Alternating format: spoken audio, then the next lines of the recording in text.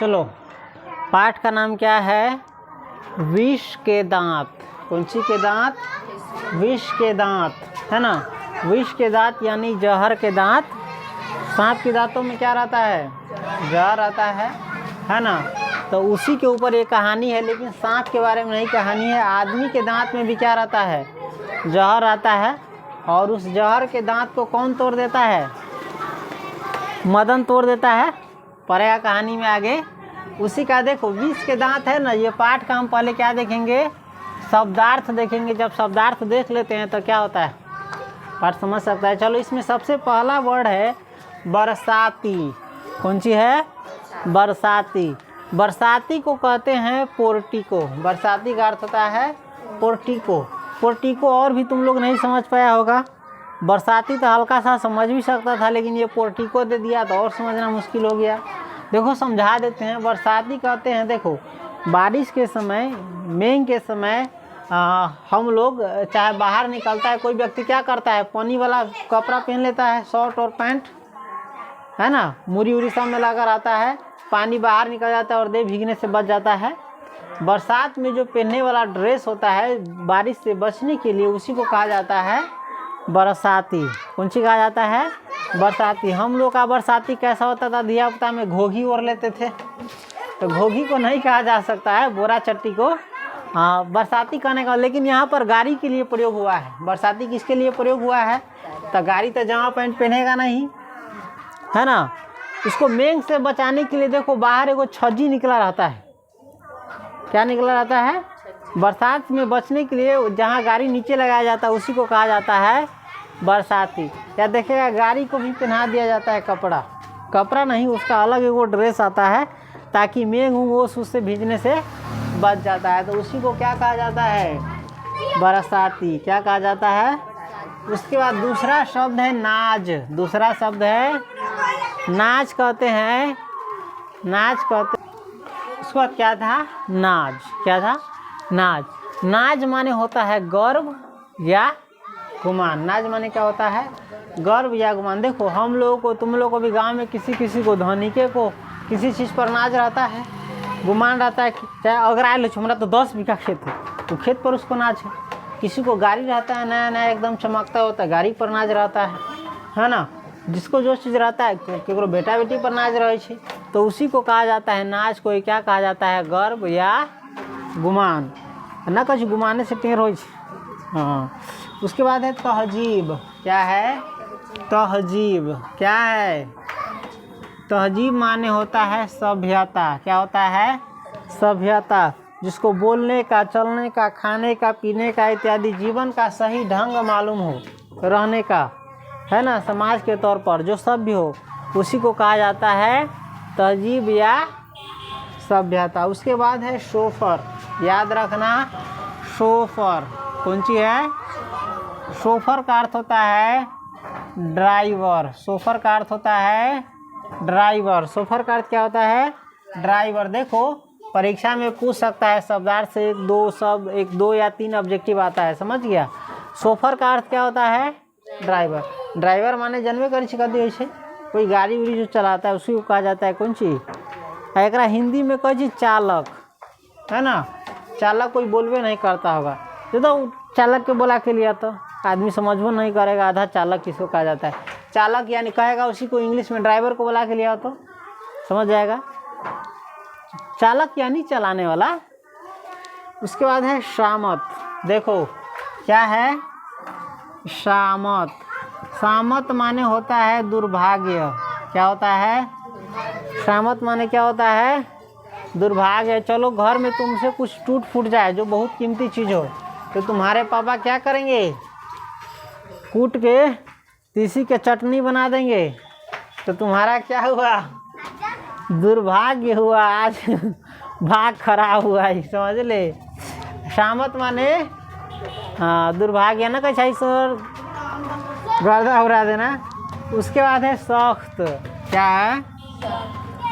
सख्त। सख्त माने होता है कड़ा या कठोर। सख्त माने कड़ा या जिसको कड़ी चेतावनी दिया गया हो, बेटा बेटी के इसके बाहर न निकलिए, बाहर निकलबे घर से तो गोर तोड़ देबो, हो ना, डाइन कर का देबो, तो इसको कहा जाता है सख्त या कड़ा या कठोर। उसके बाद है ताकीद। कौन सी? ताकीद। क्या है? ताकीद, कोई बात जोर देकर कहना, कोई बात जोर देकर कहना। कोई बात कस के ना बोली चाहिए, हाँ? कोई बात जब कस के बोलता है तो उसी को कहा जाता है ताकीद। उसके बाद है खोखा खोखी। देखो क्या है? खोखा खोखी। खोखा खोखी। खोखा, रे बच्चा बुच्ची, रे बच्चा बुच्ची, रे बच्चा बुच्ची, तुम नीचे जाता है कि लाए पहना हम। खोखा खोखी माने होता है, देखो इसको देहात में कहते हैं धिया पुता। कौन सी कहते हैं? धिया पुता। ये बंगला का वर्ड है, बांग्ला भाषा जो है, जिस प्रकार से हिंदी भाषा हम लोग बोलते हैं उसी प्रकार से ये बंगाली भाषा का शब्द है। खोखा माने होता है बच्चा, क्या होता है? और खोखी माने होता है बच्ची। तो खोखा खोखी का मतलब बच्चा बुच्ची, है ना, बच्चा बच्ची। उसके बाद है फटकना। कौन सी? फटकना का मतलब होता है निकट आना। फटकना का मतलब निकट आना है। ये फटकबो न करे, निकटो नहीं है, गाड़ी उड़ी के लग में, गाड़ी खराब हो जाती गंदा, इसलिए प्रयोग किया है। उसके बाद है तमीज। क्या है? तमीज माने होता है विवेक। तमीज माने विवेक, बुद्धि, शिष्टता। उसके बाद है तालीम। क्या है? तालीम कहते हैं शिक्षा को। किसको? यहाँ बच्चा के सेंस में प्रयोग हुआ है। बच्चा को तालीम ना देता रहे गिलास से पानी पिए, कोई चीज़ उठाइए पठाइए ना, कोई चीज़ तोड़ ताड़ ना करिए। धियापुता जानबे करता है शैतान रहता है, भर घर के सामान इधर छूट के इधर छीट के उधर करता रहता है धियापुता, फिर जरूर इसीलिए। उसके बाद है सोसाइटी। कौन सी? सोसाइटी। सोसाइटी कहते हैं शिष्ट समाज को। हम लोग किस में रहते हैं? सोसाइटी में रहते हैं, एक सोसाइटी में, शिष्ट समाज में, भद्र लोक में रहते हैं। उसके बाद है रश्क। कौन सी है? रश्क। रश्क माने होता है ईर्ष्या। रश्क माने ईर्ष्या। जब किसी से जलन, घृणा, नफरत इत्यादि रहता है तो उसी को कहते हैं रश्क। क्या कहते हैं? रश्क का मतलब समझ गया क्या होता है? क्या होता है? ईर्ष्या, जलन, घृणा। ताल्लुक। क्या है? ताल्लुक। देखो ताल्लुक, ताल्लुक माने होता है संबंध। कौन सी? जैसे भाई बहन, बेटा बेटी, पति पत्नी, दोस्त, ये सब क्या होता है? संबंध होता है, ताल्लुक होता है। समझ गया? उसके बाद है हकीकत। क्या है? हकीकत माने क्या होता है? सच्चाई चाहे वास्तविकता। हकीकत माने क्या होता है? सच्चाई चाहे वास्तविकता। उसके बाद है आविर्भाव। कौन सी? आविर्भाव माने होता है उत्पत्ति। कौन सी? आविर्भाव माने उत्पत्ति या प्रकट होना। कौन सी? उत्पत्ति या प्रकट होना। यहाँ पर आविर्भाव का मतलब समझो जन्म होना, है ना। केकरो देखता है बेटा के इंतजार में कितने का बेटी हो जाता है, लेकिन नहीं होता रहता है ना बेटा। चाहे अंत में जब कोई आस नहीं रहता है तब बेटा जन्मता है ना। तो उसी को कहते हैं आविर्भाव या जन्म। देखो ऐसा बहुत का है ना, पता नहीं चला होता है ऐसा। उसके बाद है दुर्ललित। क्या है? दुर्ललित। तो देखो कैसे लिखा हुआ है, दुर्ललित, ललित, दुर्ललित। कौन सी? दुर्ललित माने होता है लाड़ प्यार में बिगड़ा हुआ। लाड़ प्यार में बिगड़ा हुआ। बेटा बेटी को ज़्यादा लाड़ प्यार करोगे तो क्या हो जाता है? बिगड़ जाता है। तो उसी को कहा गया है दुर्ललित। उसके बाद है ट्रेंड। क्या है? ट्रेंड माने होता है प्रशिक्षित। ट्रेंड माने होता है प्रशिक्षित। ट्रेंड बना है ट्रेनिंग से, है ना। कोई चीज़ के ट्रेनिंग लेवे गेल है। ट्रेनिंग यानी सीखने जाना। ट्रेनिंग यानी सीखने जाना। उसके बाद है दूरंदेशी। कौन सी? दूरंदेशी। देखो कैसे लिखा हुआ है दूरंदेशी। दूरंदेशी। दूरंदेशी माने होता है दूरदर्शिता। क्या होता है? जो दूर तक की सोच सके, दूर तक की चीज़ को समझ सके, उसे कहते हैं दूरंदेशी। चाहे दूरदर्शिता या समझदारी भी इसको कहा जाता है। क्या कहा जाता है?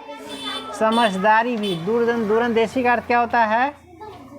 समझदारी। जैसे गुस्सा आता है तो गुस्सा को तुम जब ये गुस्सा आता है तो सोचो इस गुस्सा का परिणाम क्या होगा। अगर तुम गुस्सा कर रहोगे तो क्या होगा? नुकसान हो सकता है, चाहे कोई बात बिगड़ सकता है। थोड़ा दूर का सोचो कि चलो हम गुस्सा नहीं करते हैं, चाहे कुछ भी हो, तो देखते हैं इसका परिणाम क्या होता है। हो सकता है अच्छा ही परिणाम आए, आता है कि नहीं। और क्रोध में, गुस्सा में कोई गलत कदम उठा लेगा तो उसका क्या हो जाता है? समझदारी तुम्हारे पास नहीं है। जहाँ पर गुस्सा को कंट्रोल करना चाहिए वहाँ गुस्सा को और क्या कर लिया?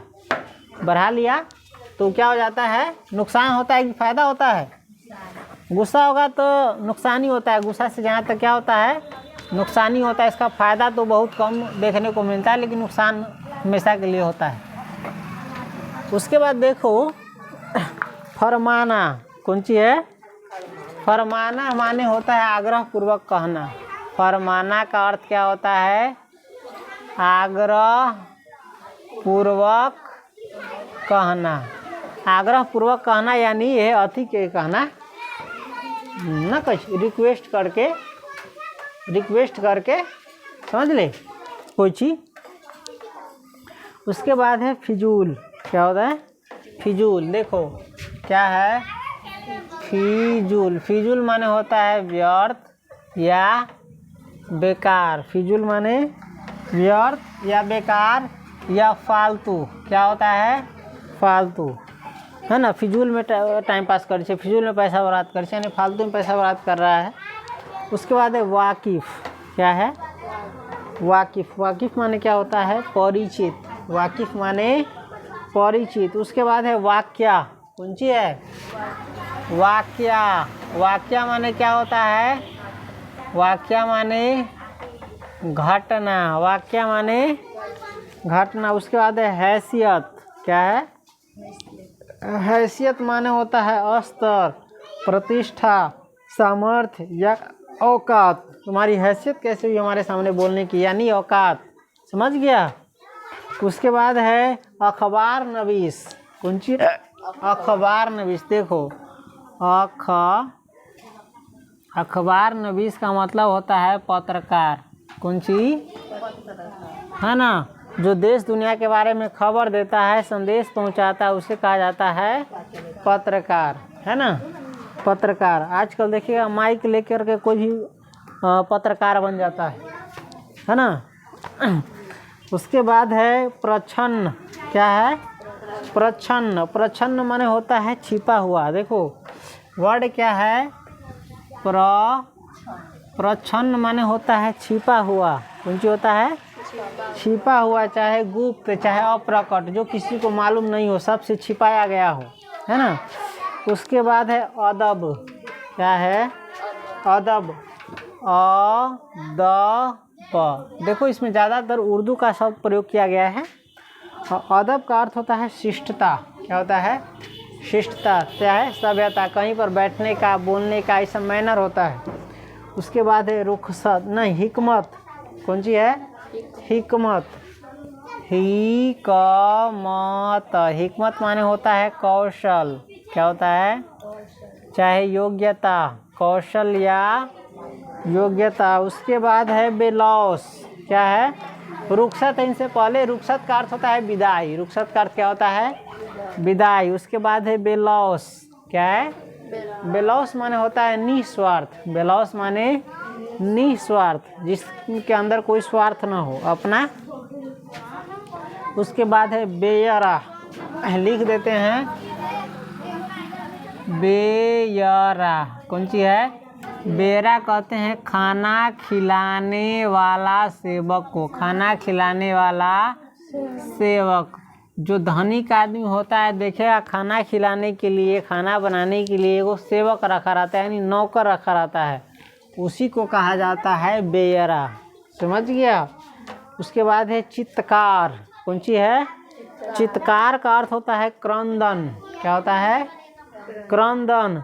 चाहे आर्थ होकर चीखना, चाहे आर्थ होकर चिचियाना। देखिए कभी कभी कस के मार लगे जोर से तो कथी करे छे? चिचियाई छे ना, यहाँ से चिचियतु तो कहाँ तक ले आवाज जतौ ओकरे कहै छै चित्कार। यहाँ से कौन चीज कई घर में आवाज जाए तो ओकरे कहै छै चित्कार। उसके बाद है शयनागार। कौन सी है? शयनागार। शयनागार का मतलब होता है शयन कक्ष। क्या होता है? शयन कक्ष। इसका मतलब होता है सोने वाला कमरा।